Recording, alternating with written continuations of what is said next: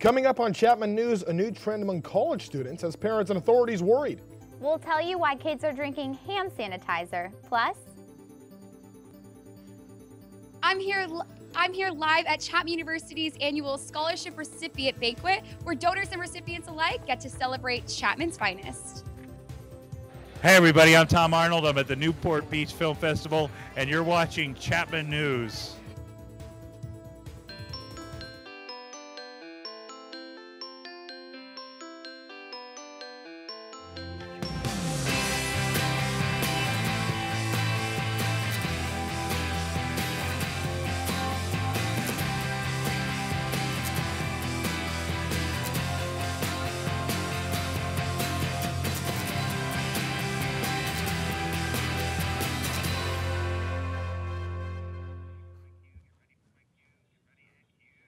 Hello and welcome to Chapman News. I'm Trent Schlom. and I'm Kaylee Davis. There's a new trend among teens, and it's sending some to the hospital with alcohol poisoning. Reporter Madeline Dodd tells us more.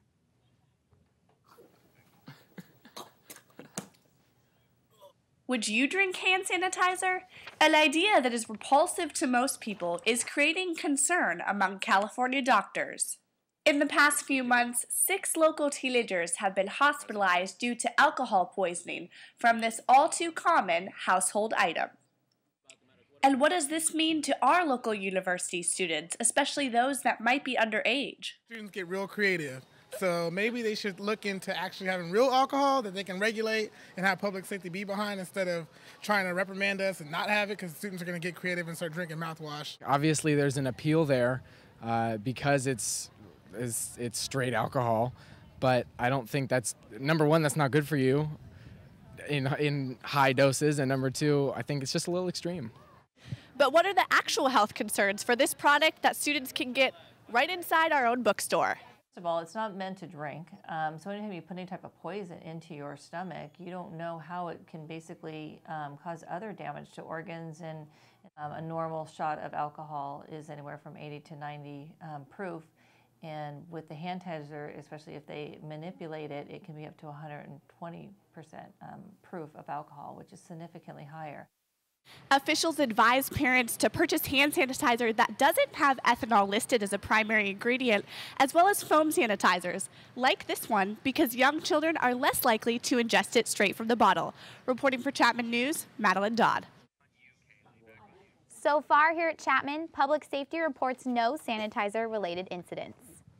A special education teacher at Taft Elementary School in Orange is allegedly abusing his students. Daniel Ryan Lentini teaches 1st through 3rd grade at the school and has been removed from the classroom twice already this year. Several complaints, including some from his aides, allege Lentini verbally and even physically assaulted one of his students. One complaint says that he has laid them down with a full weight of his body. Lentini has been on paid administrative leave from the school since March 5th. And in Irvine, the sheriffs honored 27 heroic men and women in the Medal of Valor ceremony yesterday. This year's Medal of Valor was awarded to investigator Marcus Perez. Perez chased a robbery suspect down a South County street until he took him into custody. Orange County Sheriff Sandra Hutches called these officers and deputies examples of the best and most tenacious officers in the department. With a total of 63 people considered for the awards, only 27 were selected. Congratulations to the award recipients. The United States Department of Agriculture reported Tuesday that a dairy cow with mad cow disease was discovered in Central California. Employees at the stock facility in Hanford found the infected dead cow during random testings. Officials have not discovered the disease in any other cows and believe that this is an isolated incident due to a mutation in the brain of the infected cow. The USDA's Chief Veterinary Officer John Clifford announced the public has no reason to worry about coming in contact with the disease. So there is no concern about that. This is the 4th case of the disease to be reported in the United States, with the last case occurring in 2006. Medical marijuana holders in Garden Grove are about to be dealt some bad news. Garden Grove is seeking help from the federal government in order to reduce the increasing number of marijuana dispensaries in the city. In response to complaints, Resident Police Chief Kevin Rainey and the City Council said Tuesday that federal agents will soon begin their work with the city. Lauren Faree is at the scholarship luncheon today. She joins us live right now inside of Arduous Form. Lauren, what can you tell us about the event so far?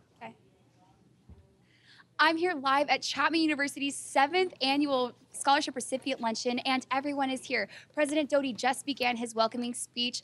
Film donors Lawrence and Christina Dodge are here as well, and it's a true privilege to be here where recipients and donors alike get to acknowledge and appreciate what it means to have a scholarship here on campus. I also had the privilege of talking to Spencer Reed and Christina Dietz, two fellow Chapman students who received scholarships this year, and they just shared with me about the different opportunities that opened and that they wouldn't have even come to Chapman if it wasn't for the scholarships. We also have a special guest of honor, Huell Hauser, this morning, the host of California Gold, which makes sense that he's presenting his California's Gold Endowed Scholarship. He also received the Presidential Medal from President Doty last year, and he'll just be contributing to his huge collection of memorabilia that we have with him here on campus. And being a scholarship recipient myself, it is a true honor to be here, getting to meet the different donors that are here at this luncheon. And you know, there's an open seat for me there, so I'm gonna go head on in there and listen to President Doty. Back to you two in the studio. Yeah, you better get back inside, Lauren. Thank you very much for that. Kaylee, good to see that Huell Hauser here. We remember what he was able to donate last semester. Good to see him is back. Coming up in politics, the aftermath of the Secret Service scandal. Plus, will Newt Gingrich continue his campaign? And Dodge College celebrates the women in the film industry. All the details after the break. And coming up in weather, it's going to be a sunny weekend. All that and more are in store, along with your surf report. Stay tuned. You're watching Chapman News.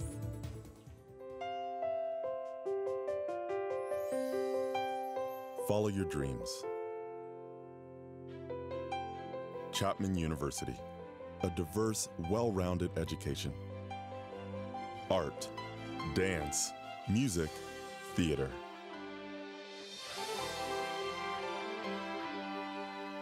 Empower your future. The performing arts at Chapman University. Create.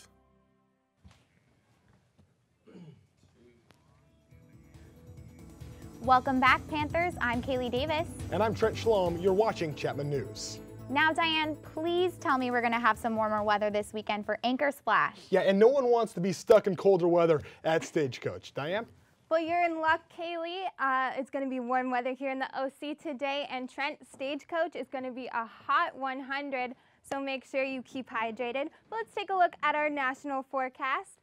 Starting up in New York, it's going to be a cold 57. Storms are rumbling on through the East Coast along with a low pressure system. Make sure you stay tuned for entertainment. Nicole will have the inside. A bunch of us Chapman Newsies went on over there over interterm and shot a travel course. But as we move on over into the southwest, the winds do start to pick up. You can see in Denver we have a high of 66 today. Last night they did have a tornado, so tornado warning still in effect. Make sure you stay indoors and away from power lines. But let's go and check on out in the West Coast. Looks like you guys are in luck. The rain we had earlier this week is gone for good, moving more up into the upper North Pacific. We have in Washington, they should see a little bit of precipitation and about a foot of snow. But heading on lower into California, we see San Francisco about 63, as well as Los Angeles. And then down in Phoenix, a dry 87. But let's go check out our 5-day forecast here in the OC. Today's going to be a beautiful day, not too hot, not too cold, with temperatures in the high 71. But later in the weekend, the sun will start to shine.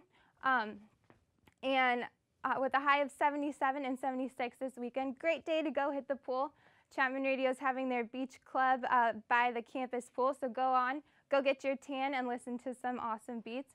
And then continue on into the rest of the week, sunny skies. But for those of you who would rather go on to the beach, it's going to be an excellent weekend. Moderate surf, 1 to 4 feet. Probably good enough for those amateur surfers like me, but for those of you who really like to hang 10, I would head on out to Huntington Beach. The waves there are going to peak at 5 feet. Well, that's all I have for you guys in weather today. Make sure you go out inside and enjoy that sun. Back to you guys at the desk. Thank you so much, Diane. We've got Emily Valla to give us an update in politics. Emily, what's the latest on that Secret Service scandal? The Secret Service announced Tuesday night that 2 more agents resigned and a 3rd is in the process of leaving. This is a result of the Colombian prostitute scandal that happened last week. The Secret Service has said they are investigating 12 employees and the military is looking at another 12. 2 have been cleared of misconduct. Obama weighed in on the issue on Late Night with Jimmy Fallon and praised the agency, but called the agents involved in the scandal, quote, knuckleheads, what these guys were thinking, I don't know. Earlier this week, GOP candidate Newt Gingrich stated he will suspend his campaign for president after losing in Delaware. Gingrich and his wife spent a considerable amount of time campaigning in the state, but placed a low second. Despite the loss, Gingrich went on to say, Calista and I got into this for our grandchildren. I want you to know over the next few days we're going to look realistically at where we are at. I also want to do that as somebody who is a unifier and somebody who is realistic. In the next few weeks, we may see a dwindle in the GOP candidates, leaving Romney to put his campaign focus on President Obama. On Tuesday night, Mitt Romney took away 5 more primary victories across the Northeast in New York, Pennsylvania, Connecticut, Rhode Island, and Delaware. This solidified his position as the Republican presidential nominee in waiting. President Obama has tightened sanctions in Syria and Iran on Monday by taking aim at groups that use new technology to attack peaceful citizens. Too often the world has failed to prevent the killing of innocents on a massive scale, and we are haunted by the atrocities that we did not stop, and the lives we did not save. These technologies should be in place to empower citizens, not to repress them. These measures slow the role that computers, social media, and cell phones have played in Syria's recent political upheavals this spring. This action is meant to put more notice on individuals and companies that enable human rights abuse via technology. The move is aimed at the Syrian and Iranian presidents, both accused of violating human rights. Obama has advised U.S. intelligence to analyze threats for genocides and mass killings. It does not mean that we intervene militarily every time there's an injustice in the world. We cannot and should not. This announcement came as the president continues to search for a more effective response to the killings in Syria, where more than 9,000 people have died over the past year. Former Democratic presidential candidate John Edwards is on trial this week for the aftermath of an affair that occurred nearly 5 years ago. In 2007, his mistress, Riel Hunter, became pregnant, citing Edwards as the father. Edwards sought the help of his loyal aide, Andrew Young, in covering the scandal. A wealthy campaign donor provided nearly $1 million in secret payments to help Edwards. The money was to be funneled to Hunter to keep her quiet and the scandal out of the media, money which Young managed. Edwards denies knowledge of the money or its use for election reasons. Nothing has been done at my request. So if the allegation is that somehow I participated in the payment of money, that is a lie, an absolute lie. On the witness stand this week, Young played multiple voicemails Edwards left him while the scandal was breaking. If Edwards is convicted on all counts, he could face up to 30 years in prison and up to $1.5 million in fines. That's all for politics. Thanks, guys. Thank you, Emily Valla, with our politics. Dodge College hosted some special guests last Friday in an effort to promote more female attention to the film industry. Chapman News reporter Amanda Starantino was at the panel. Hollywood wears heels today as it visits Chapman University's panel event, Women in Focus. Even in 2012, women still have a very long way to go in Hollywood. Sure, they have made their success in front of the camera, but today we'll concentrate on the women who made it all happen behind the scenes. The women of the event included Deborah Martin Chase, producer of Sparkle, Sisterhood of the Traveling Pants, and The Princess Diaries; Leslie Dixon, screenwriter-producer of Limitless, The Heartbreak Kid, and Hairspray; Nina Jacobson, producer of The Hunger Games, One Day, and Diary of a Wimpy Kid. Cute butt! Jennifer Yoon Nelson, director and creator of DreamWorks Animation of Kung Fu Panda, Madagascar, and Dark City; and Stacy Snyder, CEO at DreamWorks Studios of The Help, Warhorse, and Seabiscuit. The event is moderated by Dawn Taubin, Dodge College professor and marketing consultant of The Help, The Dark Knight, and the Harry Potter film series. These women share the trials and triumphs, clearly showing themselves as outstanding role models for any young person seeking to enter the highly competitive entertainment industry. The attitude they might carry with them that it's going to be harder. If they just check that at the door, it'll be easier. And if you have the confidence to believe in yourself and what you want to achieve, then people will see that and say, okay, I trust this person's got the goods to do the work. Statistics from this past year show that the industry is 2/3 men to 1/3 women, with only 5% of films directed by women, 14% written, and 25% produced. Dodge College hopes that by having the Woman of Focus event will change the future statistics of the female filmmakers of Chapman. So I think it's important for women to understand that they can rise to the top tiers. It felt like they were speaking directly to us as up-and-coming filmmakers, and it's kind of awesome to hear. The panelists left the students with some final words of wisdom, combining moral issues discussed throughout the panel, such as believing in yourself, holding on to your passion, and maintaining a level of respect for yourself and others. Reporting from Dodge College of Film and Media Arts, I'm Amanda Starantino, Chapman News. After the panel, specific Chapman female students were awarded with scholarships for outstanding work in the film production. And coming up after the break, Joe Fann has our sports for the week. Yeah, Joe, it's been a busy week on the court. What do you have for us? It's been busy. You don't want to go anywhere. Coming up next in sports, we have all your NBA updates getting you ready for the playoffs. Plus, the Los Angeles Defenders had a chance at the D-League title last night. All that and more. Best campus sports show coming up next.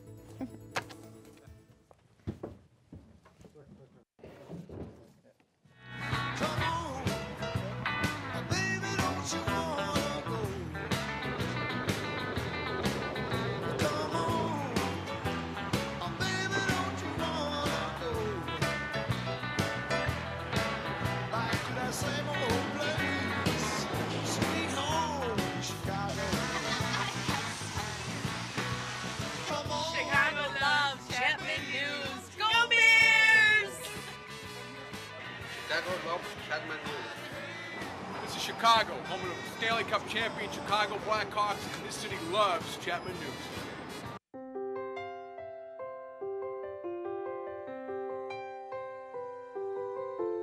Follow your dreams. Chapman University. Chemistry, physics, computational science, biology. Start doing research in your first year. Soar to new heights. The Schmidt College of Science at Chapman University. Explore. Welcome back, Chapman. I'm Kaylee Davis. And I'm Trent Schlom. Now here comes Trent's favorite part of the show, sports. Yeah, it's no secret. You know, I love my sports. Joe, really busy week going on in LA, especially basketball right now, right? Trent, it's been busy, and it's been kind of a rough week for LA sports. On the hardwood and on the diamond, we'll begin in Lakerland. The 2012 Lake Show has been nothing short of a roller coaster ride through this short and compressed season. To say the Lakers have persevered through numerous ups and downs would be a drastic understatement. Even the Lakers' marquee win last Thursday against the Thunder was clouded by controversy after Metta World Peace struck James Harden with an elbow in the back of the head. How's this for a headline? Commissioner Stern suspends world peace. Yeah, the Lakers aren't laughing, though, as they'll be without their defensive specialist for 7 games, which includes up to 6 playoff games. Even still, the Lakers have clinched their 5th consecutive Pacific Division title and the number 3 seed in the Western Conference. As they say, the show must go on. The show did go on Thursday in Sacramento, last game of the season. Kobe, Powell, and Bynum all resting in this one. In the second quarter, Lakers down 11. Terrence Williams, rise up, young fella. Malous, loving it. Kings up big. No Powell, no Kobe, no Bynum, no problem. Josh McGruber-Roberts, the alley, and the oop, finishing it big for the Lakers, but there were too much right now from DeMarcus Cousins. That's a big man, and this is a big man move. 23 and 19 for Cousins, and then to top it all off, in the second half, third quarter off the Lakers' missed shot, Isaiah Thomas kicks up ahead to a streaking Travis Outlaw. He puts the finishing touches on the Lakers. 113-96, your final. The Los Angeles Clippers have found themselves crawling into the playoffs after tripping at the finish line.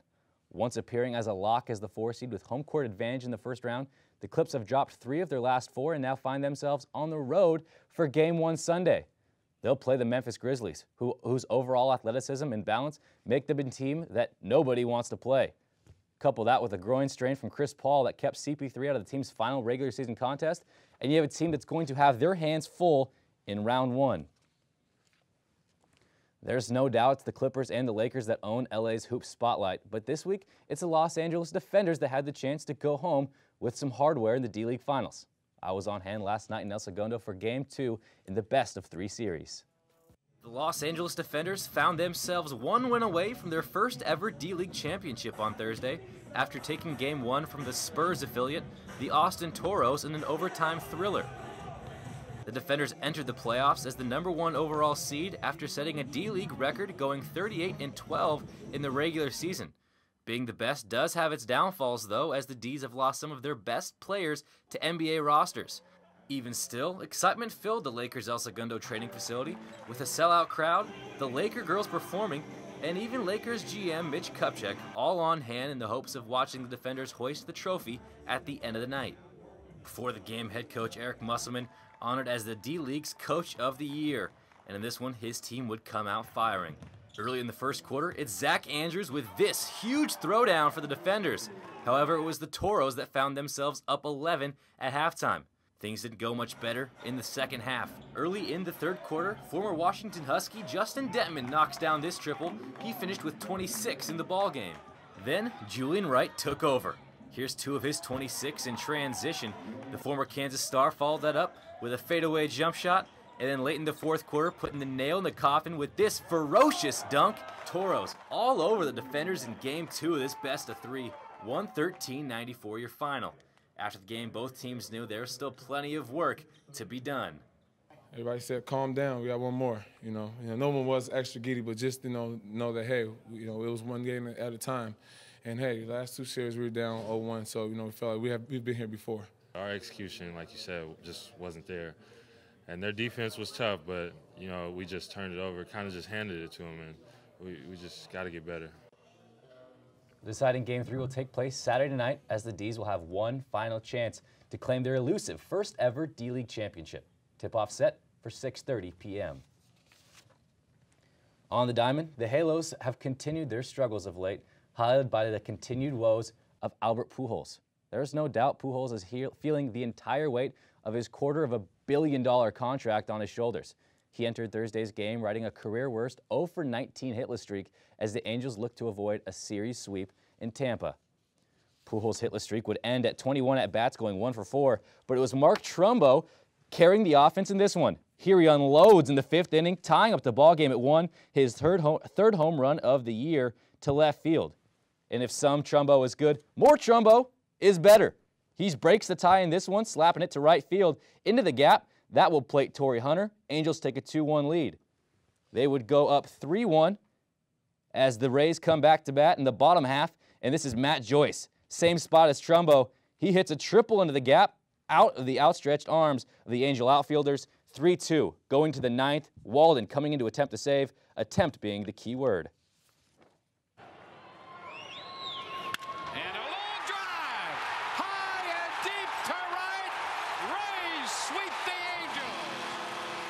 That's a sight too often seen by Angels fans. Brandon Allen, heck of a time for your first check that first walk-off home run of the season. Now, Trent, I know it's only April, but that panic button's getting a little close. Yeah, you have to imagine there is a serious cause for concern in Anaheim, not just because of the struggles now, but because the Rangers are just red hot. Red hot, absolutely. 9 games out already at this point. Doesn't happen overnight. Yeah, we'll appreciate the report, Joe, and thank you for giving us that in sports. Thank you, Joe. Coming up, Chapman reporters in New York City, their travel diaries after the break, plus entertainment with Nicole. Coming up, can you guess the celebrity family that just signed the biggest television deal in reality history? Hint, one of them is running for the mayor of Glendale. And check out some of the highlights from the Newport Beach Film Festival opening night. All of this and more coming up on Chapman News.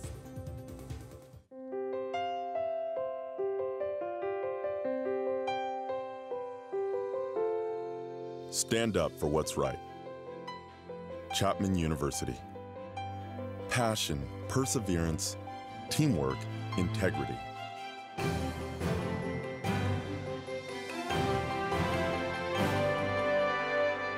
create value in the world. The School of Law at Chapman University. Lead.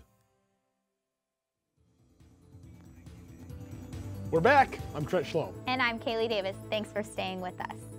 Now, Nicole Chenoweth is going to join us with entertainment. Big news about the Kardashians this week, Kaylee, and nothing surprises me at this point. I heard about that new contract they just signed, and I'm sorry, Trent, but it looks like we're going to be seeing a lot more of them. Nicole, can you tell us more?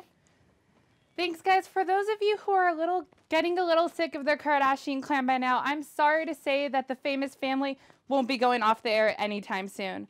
Their multiple reality shows, including Keeping Up with the Kardashians and Khloe and Lamar, have been signed on for 3 more years on the E! Network. And if that wasn't enough, the family will be paid in record-breaking numbers. Between all 10 of the family members, the reality royalty will be paid over $40 million, the largest deal in reality television history. Have you heard of the new film Mambatitas? That opens tonight at 7:30 at the Outlets of Orange. You may have heard of it because the director, producer, cinematographer, and editor all met here at the Dodge College of Film and Media Arts. They spent 2 years raising money at the film and shopped it around at a dozen film festivals. After showing at the 2011 Los Angeles Film Festival, Screen Media Films stepped in to distribute the film. So come out tonight to the Outlets of Orange and support your fellow Panthers. Check out some Chapman newsies as well as other broadcast journalism students for the premiere of Networking in New York. The program consists of a lighthearted travel show which broadcast students produced, filmed, and edited, all while running around in the Big Apple with a camera in their hand. It's New Year's Day and the Late Show crew is off for the holidays, but that does not diminish the illuminating history behind this building and its long-lasting programming. There was only one place for filmmakers from all over the world to be last night, right here in Orange County at the Newport Beach Film Festival. I was on the red carpet and got interviews with actors, producers, and directors from the opening film, Zootopia. Check it out. Tonight is the big night that independent filmmakers have been dreaming of. For the next 7 days, their films will be screened right here at the Newport Beach Film Festival for top distributors, hoping to make their films the next big thing. Opening night focused on Brian Fogel's Zootopia, an edgy comedy based on the smash hit play that stereotypes the ups and downs of a Jewish marriage.